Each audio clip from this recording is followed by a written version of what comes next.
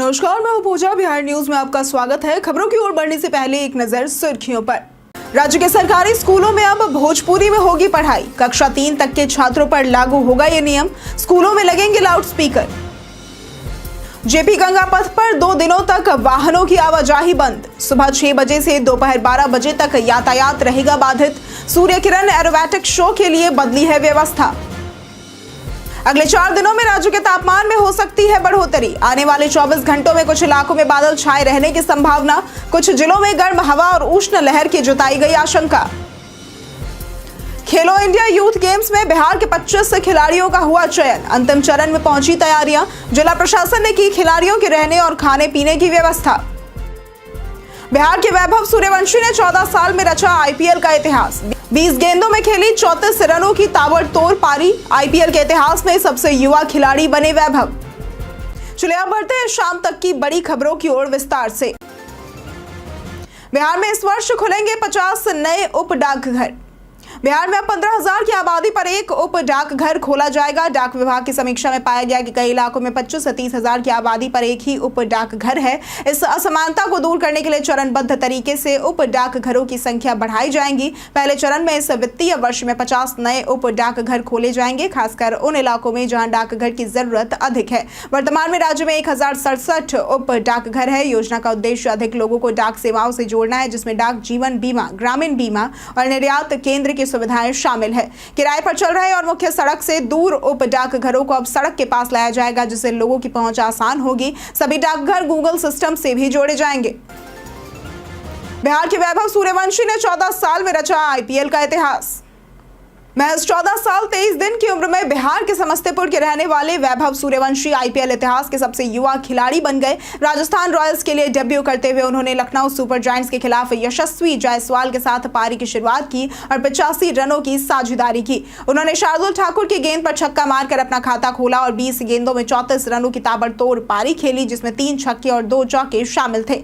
हालांकि Aiden Markram की गेंद पर ऋषभ पंत ने उन्हें स्टंप कर दिया। आउट होने के बाद वैभव भावुक हो गए। समस्तीपुर बिहार निवासी वैभव इंडिया ए के लिए भी खेल चुके हैं। आईपीएल 2025 की नीलामी में उन्हें राजस्थान ने 1.1 करोड़ में खरीदा था। उनकी शानदार शुरुआत से विरोधी भी प्रभावित हुए और लखनऊ के मालिक संजीव गोयनका ने उनकी सराहना भी की। जेपी गंगा पथ पर 2 दिनों तक वाहनों की आवाजाही बंद।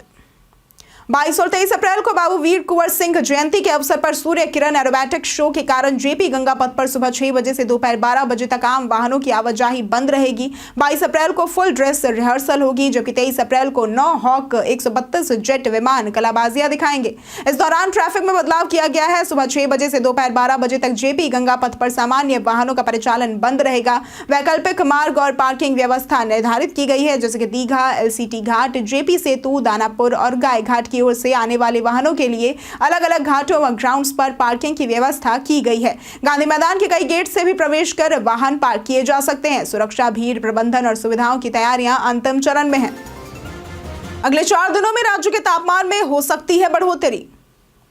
बिहार में अगले 4 दिनों में अधिकतम तापमान 4 से 6 डिग्री और न्यूनतम तापमान 2 से 4 डिग्री तक बढ़ने की संभावना है। अगले 24 घंटों में राज्य में बादल छाए रहने और मध्यम से तेज पछुआ हवा चलने का अनुमान है। 48 घंटों में भागलपुर, पूर्णिया, कटिहार, किशनगंज, सुपौल, अररिया, कटिहार और मधेपुरा में 1 या 2 स्थानों पर वर्षा हो सकती है। शनिवार को डेहरी में सबसे अधिक तापमान 38 डिग्री दर्ज किया गया, जबकि पटना में 32.8 डिग्री, गया में 35.7 डिग्री और अन्य स्थानों पर तापमान 31.8 से 35 डिग्री के बीच रहा। 22 से 23 अप्रैल के दौरान दक्षिण बिहार के कुछ जिलों में गर्म हवा और उष्ण लहर जैसी स्थिति का अनुमान लगाया गया है। खेलो इंडिया यूथ गेम्स में बिहार के 25 खिलाड़ियों का हुआ चयन। खेलो इंडिया यूथ गेम्स की तैयारियां राजगीर परिसर में अंतिम चरण में है, जो 4 से 15 मई तक आयोजित होंगे। इस खेल आयोजन में विभिन्न एथलेटिक्स प्रतिस्पर्धाएं जैसे कि 100, 200, 400 मीटर दौड़, गोला फेंक, चक्का फेंक, लंबी कूद और पोल वॉल्ट शामिल है। बिहार के 25 खिलाड़ियों का चयन हुआ है, जिनमें पटना, गया, दरभंगा, नालंदा, भागलपुर और अन्य जिलों के खिलाड़ी शामिल हैं। जिला प्रशासन ने खिलाड़ियों के लिए रहने और खाने पीने की व्यवस्था की है। इस प्रतियोगिता से युवा खिलाड़ियों को राष्ट्रीय स्तर पर अपनी प्रतिभा दिखाने का मौका मिलेगा और बिहार के खेल क्षेत्र को नई दिशा मिलने की उम्मीद है। खिलाड़ी अपने राज्य का नाम रोशन करने के लिए कड़ी मेहनत कर रहे हैं। पटना जल्द ही बनेगा 2 एयरपोर्ट वाला जिला। पटना देश के उन 7 जिलों में शामिल होने जा रहा है जहां 2 एयरपोर्ट होंगे। फिलहाल यहां जयप्रकाश नारायण हवाई अड्डा है जिसका नया टर्मिनल भवन तैयार हो गया है। प्रधानमंत्री नरेंद्र मोदी 4 मई को इसका उद्घाटन कर सकते हैं। इस टर्मिनल की सालाना क्षमता 1 करोड़ यात्रियों की होगी। वहीं बेटा में नया एयरपोर्ट बनाया जाएगा जहां अगले महीने से निर्माण कार्य शुरू होगा। इसके लिए 116 एकड़ जमीन उपलब्ध हो चुकी है। रनवे की लंबाई 8000 से 12000 फीट करने के लिए 191 एकड़ अतिरिक्त जमीन अधिग्रहण का प्रस्ताव दिया गया है। पटना एयरपोर्ट के पूर्व निदेशक अतुल दीक्षित के अनुसार दिल्ली, मुंबई, लखनऊ, हैदराबाद, बेंगलुरु और नोएडा के बाद पटना ऐसा 7वां जिला होगा जहां 2 एयरपोर्ट होंगे। नया टर्मिनल भवन 1400 करोड़ की लागत से बना है और इसमें AI तकनीक का भी उपयोग होगा। राज्य के सरकारी स्कूलों में अब भोजपुरी में होगी पढ़ाई। बिहार सरकार ने शिक्षा प्रणाली में बड़ा बदलाव करते हुए कक्षा 3 तक के छात्रों को भोजपुरी में पढ़ाने का निर्णय लिया है ताकि वे आसानी से विषय समझ सके। यह निर्णय बच्चों की मातृभाषा में शिक्षा देकर सीखने को सरल और आनंददायक बनाने की दिशा में उठाया गया कदम है। स्कूलों में लाउड स्पीकर लगाए जाएंगे ताकि अभिभावक जान सके कि पढ़ाई नियमित हो रही है। टाइम मैनेजमेंट, स्किल ट्रेनिंग, चेतना सत्र, राष्ट्रगान, योग, नैतिक शिक्षा इत्यादि की शुरुआत भी की जाएगी। नामांकन बढ़ाने के लिए पंचायत मुखिया, आंगनबाड़ी और जीविका दीदियों की मदद ली जाएगी। डिजिटल सुधार के तहत 6 जिलों के 30 स्कूलों में 1 मई से ऑनलाइन अटेंडेंस भी शुरू होगी। ये पहल न सिर्फ शिक्षा नीति बल्कि सामाजिक जागरूकता अभियान के रूप में बच्चों के सर्वांगीण विकास को लक्षित करती है। बिहार में बुलेट ट्रेन के लिए जमीन अधिग्रहण का काम हुआ शुरू।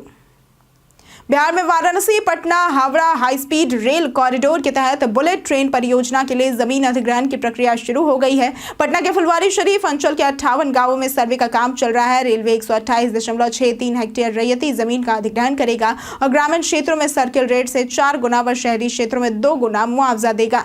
एलिवेटेड ट्रैक के नीचे सड़क भी बनेगी ताकि लोगों को आवागमन में सुविधा रहेगी। परियोजना के चलते जमीन की कीमतें 5 गुना तक बढ़ गई हैं। बुलेट ट्रेन 350 किलोमीटर प्रति घंटे की रफ्तार से चलेगी और 260 किलोमीटर लंबा एलिवेटेड ट्रैक बनाया जाएगा।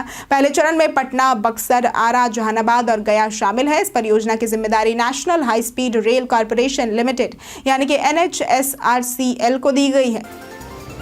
पटना एयरपोर्ट के पास लेजर लाइट जलाने पर लगा बैन।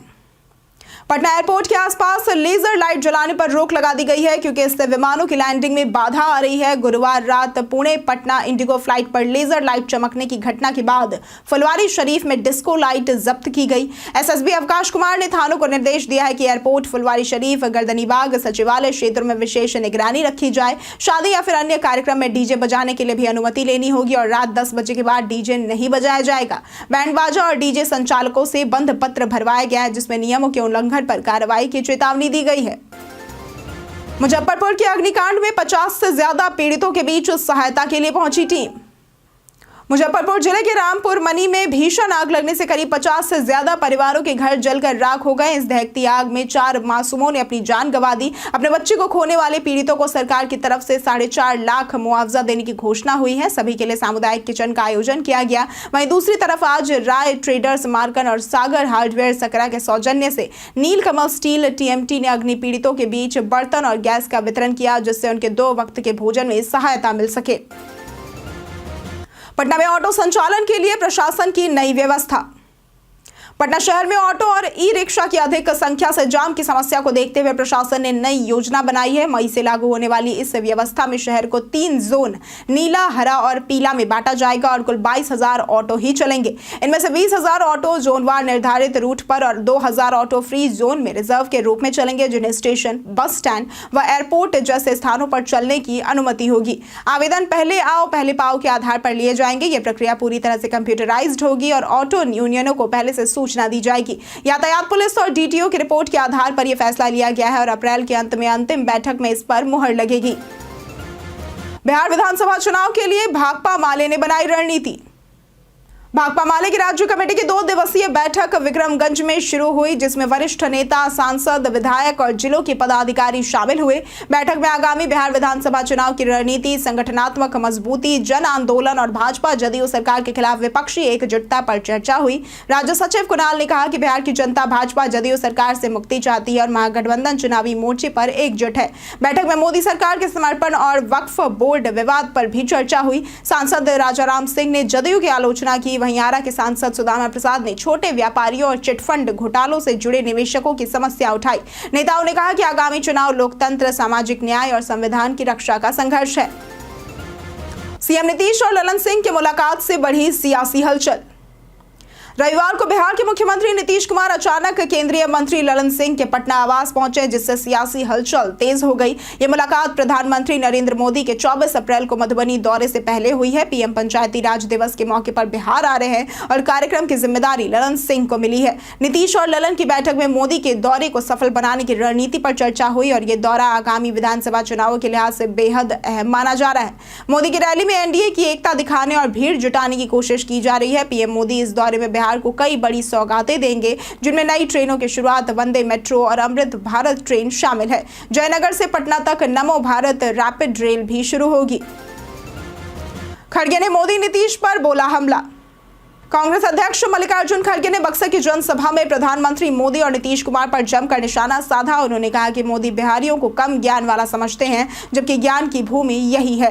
खड़गे ने आरोप लगाया कि मोदी नीतीश की जोड़ी सत्ता के लिए है, विकास के लिए नहीं है। उन्होंने कहा कि मोदी जबरन वक्फ कानून बनाकर झगड़े करा रहे हैं और भाजपा, आरएसएस, महिला, गरीब, पिछड़ों के हितैषी नहीं हो सकते। नेशनल हेराल्ड केस को लेकर उन्होंने कहा कि राहुल और प्रियंका को डराने की कोशिश हो रही है, लेकिन कांग्रेस न रुकेगी और न ही झुकेगी। राजीव गांधी की कुर्बानी याद दिलाते हुए खड़गे बोले, तुम्हारा तो एक कुत्ता भी देश के लिए नहीं मरा है। कांग्रेस ने रोजगार, संविधान और लोकतंत्र पर भाजपा को घेरा। राजद व कांग्रेस ने इंडिया गठबंधन की सरकार का दावा किया। आज होगा सीएसके और एमआई के बीच रोमांचक मुकाबला। आईपीएल 2025 में रविवार को यानी कि आज चेन्नई सुपर किंग्स और मुंबई इंडियंस वानखेड़े स्टेडियम में भिड़ेगी। भिड़ंत में चेन्नई ने मुंबई को हराया था। इस बार मुंबई बदला लेना चाहेगी। दोनों टीमों की प्लेऑफ की उम्मीदें जिंदा रखने के लिए जीत जरूरी है। चेन्नई में गुरजपनीत सिंह की जगह जूनियर डिविलियर्स डेवाल्ड ब्रेविस को मौका मिल सकता है। शेख रशीद, रचिन रविंद्र और आयुष महात्रे भी खेलेंगे। मुंबई में रोहित शर्मा और रिकेल्टन का फॉर्म चिंता का विषय है। श्रीजीत कृष्णन को मौका मिल सकता है। सूर्य कुमार यादव, तिलक वर्मा, बुमराह जैसे स्टार खिलाड़ी भी खेल सकते हैं। दोनों टीमें बदलाव के साथ उतरेंगी और रोमांचक मुकाबला होने की उम्मीद है। यह मुकाबला आज शाम 7:30 बजे वानखेड़े स्टेडियम में खेला जाएगा। बीते दिन हमारे द्वारा पूछे गए सवाल का जवाब आप लोगों में से बहुत लोगों ने हमारे कमेंट सेक्शन में लिख कर दिया है। जिन्होंने हमारे द्वारा पूछे गए सवाल का जवाब दिया है उनके नाम है लता राय, मनोज दास, गायत्री, आशीष राज, रंजीत मिश्रा, उमेश ता, मुन्ना कुमार, वरुण कुमार, कृष्णा देव, नौशाद रजा, दीपक मिश्रा, रमा सिंह, आलोक प्रियदर्शी, रोशन यादव, कुश कुमार यादव, प्रज्ञा कुमारी, राजकिशोर महतो, संजीव कुमार और दीपक कुमार। इसके साथ बढ़ते हैं आज के सवाल की ओर। आज का सवाल है, आपके क्षेत्र में मौसम का क्या हाल है? आप अपना जवाब हमें हमारे कमेंट सेक्शन में लिखकर जरूर बताएं। आज के लिए सिर्फ इतना ही। बिहार की तमाम खबरों के साथ बने रहने के लिए देखते रहे बिहारी न्यूज। और साथ ही अगर आप यूट्यूब चैनल पर देख रहे हैं तो चैनल को सब्सक्राइब करें और अगर आप फेसबुक पेज पर देख रहे हैं तो लाइक और फॉलो जरूर करें।